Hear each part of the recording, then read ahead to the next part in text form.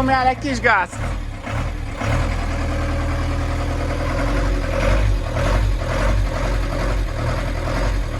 Hát ennek kampó. Én szerintem ez nagyon nagy baj. Igen.